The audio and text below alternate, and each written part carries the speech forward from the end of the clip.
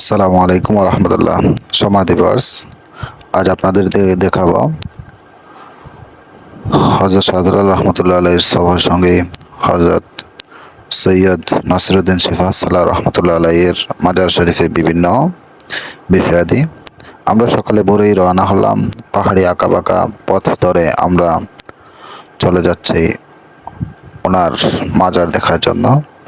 তারই সাথে আমরা উপভোগ করলাম প্রকৃতির যে অনন্য দৃশ্য, সেটি দুই দিকেই সবুজ আর সবুজ, তার মাঝখানে ছেড়ে যাচ্ছে এই অসাধারণ একটি রাস্তা।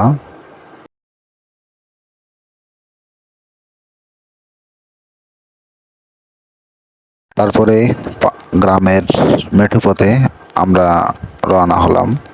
সেখান দিয়ে যাওয়া লাগে। এই হচ্ছে রাস্তা, যেটা মিরপুর থেকে একটু সামনের দিকে গেলে এই রাস্তাটি পাওয়া যায়। আমরা সেখান দিয়ে রওনা হলাম এবং সেই রাস্তা গেলাম। অবশেষে আমরা পৌঁছে গেলাম ওনার মাজার শরীফের সামনের গেটে আমরা চলে আসলাম। এই হচ্ছে ওনার মাজার শরীফের প্রথম গেট। ভিতরে অত্যন্ত মনোরম পরিবেশ। এখানে হযরত শাহজালাল রহমতুল্লাহি আলাইহির 12 জন সফর সঙ্গী রয়েছেন এবং তাদের সাথে আরও 120 জন সঙ্গী রয়েছেন। সকলের মাজার এখানে অবস্থিত। সকলকে বলা উচিত এটি হচ্ছে হবিগঞ্জ জেলার চুনারঘাট উপজেলার মুরারবন্ধ নামক স্থান।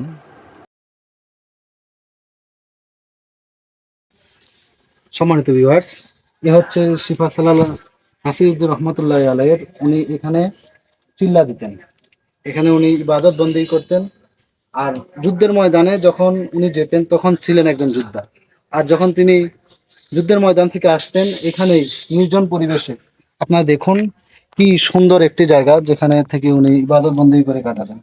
আসসালামু আলাইকুম রহমতুল্লাহি বারাকাতু। দেশের ও প্রবাসের দূরের ও কাছের সবাইকে জানাই আন্তরিক শুভেচ্ছা অভিনন্দন। সম্মানিত দর্শকবৃন্দ, আমরা আজকে এসেছি শাহজালাল ইয়েমানি রহমতুল্লাহ আলাইহির অন্যতম সফর সঙ্গী সৈয়দ নাসিরুদ্দিন সিফাজালাল রহমতুল্লাহ আলাইহির মাজারে। আমরা এসেছি জিয়ারত করার জন্য। আমার সফর সঙ্গী রয়েছেন হযরত মাওলানা কারি আব্দুল আহাদ সাহেব এবং জুয়েল আহমদ সাহেব এবং ভিডিও ম্যান জাফর ভাই।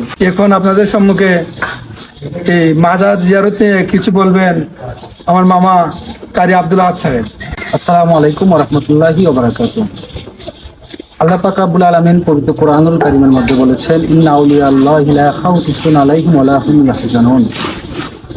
আর আউলিয়া কেরাম আছেন সত্য। আর বিশেষ করে আমাদের সিলেট অঞ্চলে 360 জন আউলিয়া এসেছেন। তার মধ্যে অন্যতম ছিলেন হযরত শাহজালাল রহমতুল্লাহ আলাই। আর ওনার প্রধান সেনাপতি ছিলেন শাহ সৈয়দ নাসিরুদ্দিন শিফা সালাহ রহমতুল্লাহ আলাই।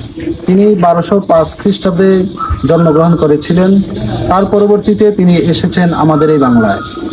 আসার পর তিনি শাহজালাল রহমতুল্লাহ আলাইর প্রধান সেনাপতি হিসাবে তিনি এখানে দায়িত্ব পালন করেন এবং 1300 সালের পরবর্তীতে তিনি এখানে এই তরফ রাজ্যে, এই যে এলাকা, এটা তরফ রাজ্য ধরা হতো।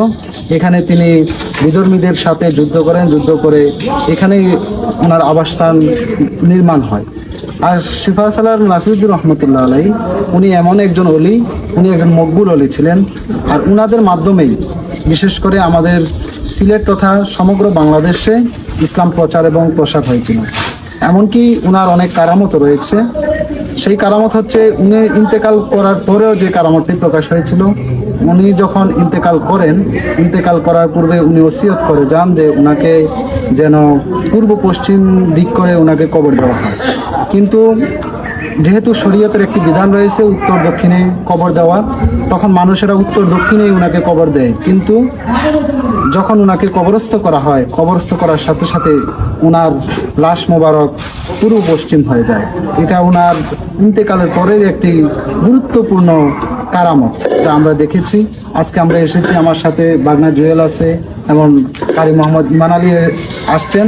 আমরা উনি সহ এখানে 120 জন আউলিয়া কেরাম আছেন। তাদের প্রত্যেকের মাজার আমরা জিয়ারত করব এবং তাদের সম্পর্কে আপনাদেরকে জানাবো। মহান আল্লাহ তাআলা যেন আমাদের এই সফর এবং জিয়ারতকে কবুল করেন। তো আসলে আমরা মাজারে কিছু চাইতে আসিনি, মহান আল্লাহ তাআলার ওলিরা সাহিত্য আছেন, এখানে আমরা কবর জিয়ারত করি, দুরূদ শরীফ করি, দোয়া করি। তো ওনাদের কাছে আমরা চাই না, চাওয়ার মালিক আমরা চাই মহান আল্লাহ তাআলার কাছে। তো মহান আল্লাহ তাআলা যেন আমাদেরকে কবুল করেন, সবাইকে বুঝার তৌফিক দান করেন। তো সবাই ভালো থাকবেন, সুস্থ থাকবেন।